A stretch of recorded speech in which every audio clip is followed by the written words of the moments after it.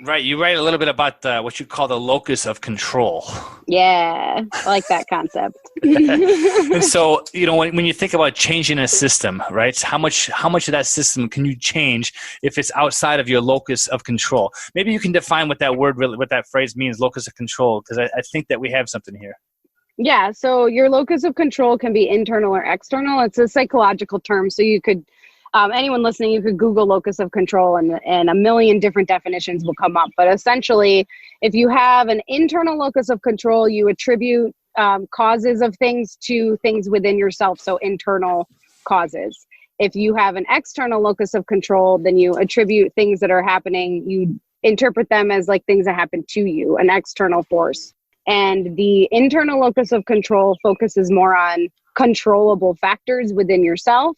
And an external locus concentrates on external factors, usually things that you can't control. So for just like a really super simple example, think in an elementary school classroom with a kid, and you have a kid that doesn't like his teacher, right? And he's not doing well in math, or he or she is not doing well in math. And if they had an external locus of control, they might say, I'll never do well on this math because my teacher hates me. Whereas if there was an internal locus of control, they might have some internal self-talk like, hey, maybe I don't get along with my teacher that well. That doesn't mean that I can't do this math. What techniques, what strategy do I need to know to understand how to do this math problem?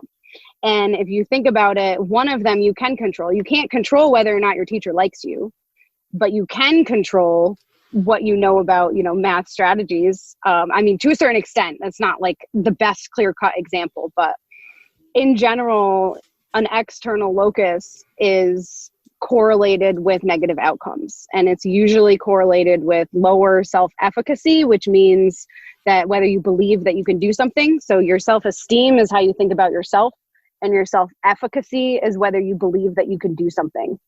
And an external locus of control is positively correlated with negative self-efficacy, and vice versa. So an internal locus of control is correlated with positive self-efficacy, self-confidence, things like that. So we want to foster the internal one. It's important to understand that you can be too internal. So sometimes there really are things that happen that are out of your control, and you have to know how to recognize those things, because if you don't, then you could get into this really negative trap of trying to fix all kinds of things within yourself. Bad relationships are a really good example. Some people have like a super internal locus of control, and they try to change everything about themselves to fit themselves with that other person, when really it's just not going to work, because there are external factors that are making it so that it doesn't work. So it can be dangerous to go totally one way and totally the other. But in general, you want to be thinking personal responsibility, internal locus of control.